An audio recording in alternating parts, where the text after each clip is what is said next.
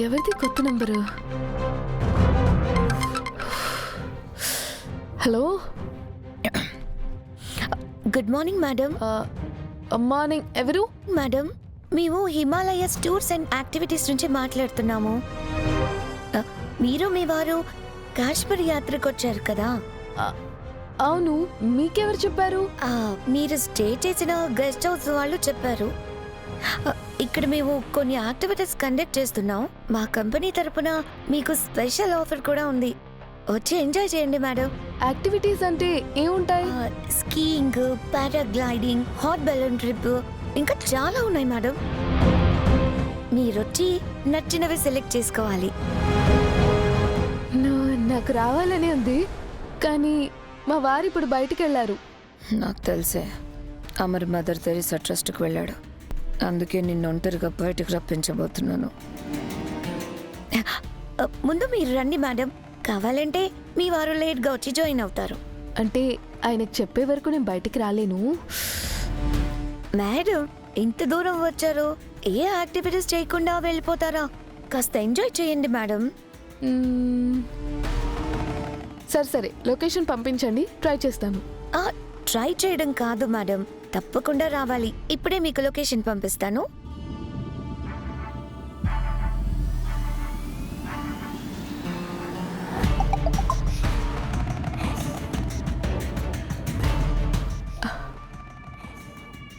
Wow,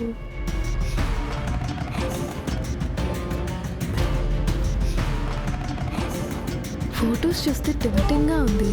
లైవ్లో చూస్తే ఇంకెంత బాగుంటుందో. ఆయనకు ఫోన్ చేసి కనుక్కుంటాను.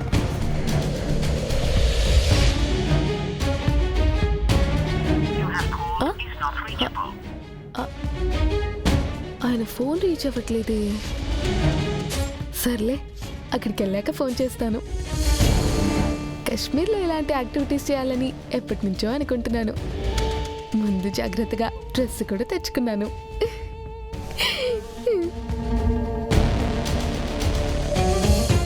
యాక్టివిటీస్ అంటే నీకు ఇష్టమని నాకు తెలిసే నిన్ను రెచ్చగొడుతున్నానే. నువ్వు రాక తప్పదు, చావక తప్పదు.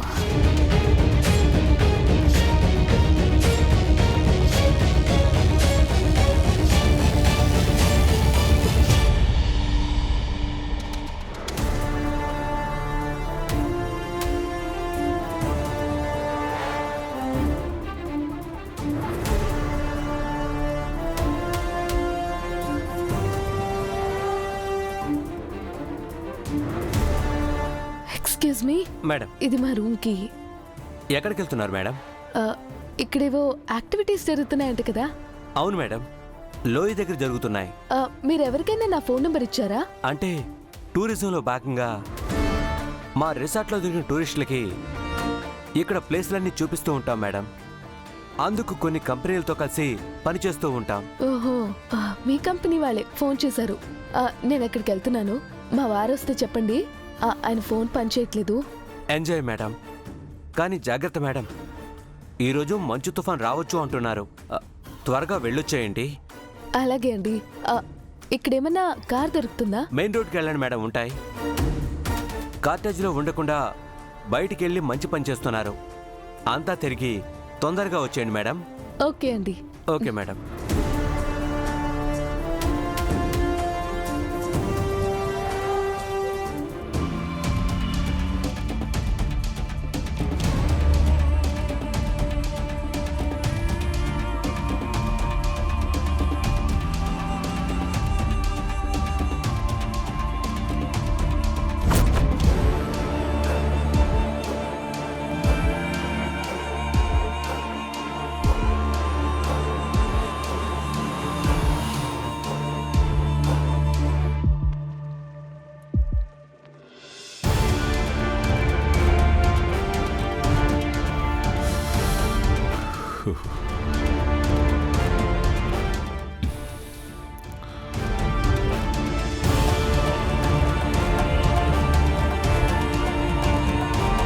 అమరేంద్ర ఇంకా రాలేదేంటి?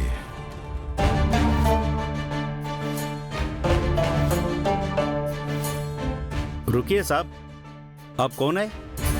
क्या चाहिए? నా పేరు రణవీర్. నా పాప ఈ హోమ్లో ఉంది. ఓ తెలుగు వాళ్ళా? ఎవరు మీ పాప? పేరేంటి? పేరు అమరేంద్ర. పాపకి ఏ పేరు పెట్టాడో చెప్పలేదే. పాప పేరు తెలీదు. కొన్ని సంవత్సరాల క్రితం అమరేంద్ర అనే ఆఫీసర్ ఒక చిన్న పాపని ఇక్కడ జాయిన్ చేశారు. ఆ పాప కోసం వచ్చాను. Army officer Amarendra? ఆ, అలాంటి వాళ్ళెవరు ఇక్కడ పాపని జాయిన్ చేయలేదు సార్. నా పాపని ఇక్కడ జాయిన్ చేయలేదా? అంటే అమరేంద్ర నాకు అబద్ధం చెప్పాడా?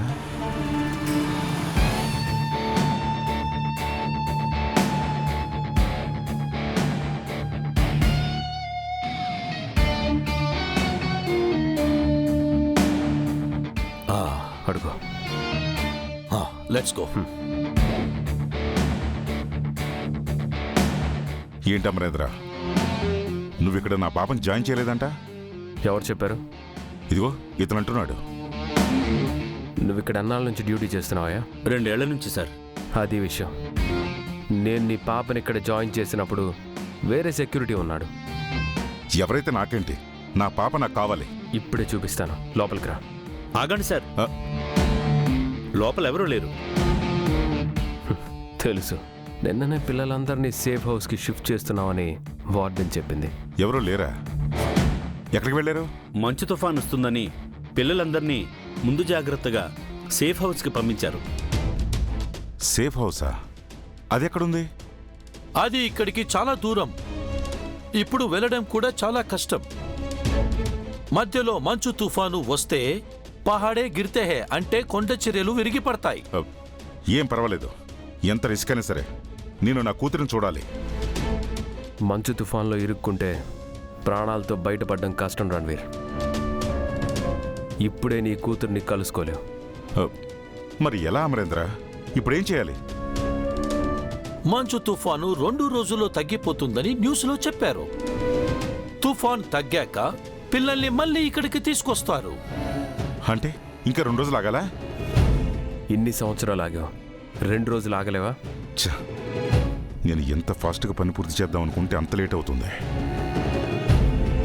నీ వరి నేను అర్థం చేసుకోగలను రణ్వీర్, కానీ క్లైమేట్ సహకరించకపోతే మనం ఏం చేస్తాం చెప్పు? నీ రూమ్కి వెళ్ళి రెస్ట్ తీసుకో. సిచ్యువేషన్ ఇది అని మీ వాళ్ళతో చెప్పు. మా వాళ్ళ? అదే మీ లాయర్ ఉన్నాడు కదా, కోర్స్ మీ వైఫ్ కూడా చెప్పచ్చు. తను కూడా మీ పాప కోసం వెయిట్ చేస్తుందేమో. అది నీ పెళ్ళాన్ని చంపడానికి వెయిట్ చేస్తుందిరా. ఓకే అమరేంద్ర, తుఫాన్ తగ్గే వరకు నేను ఇక్కడే ఉండి నేను పాపను తీసుకెళ్తాను.